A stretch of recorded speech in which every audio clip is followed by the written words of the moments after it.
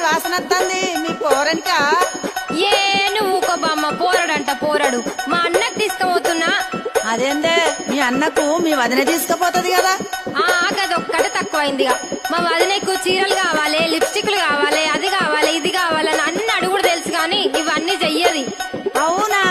ఏం పనులు చేయదా మీ వదినే? ఇంతకు ఏమేం అడుగుతుందో జర చెప్పరాదు.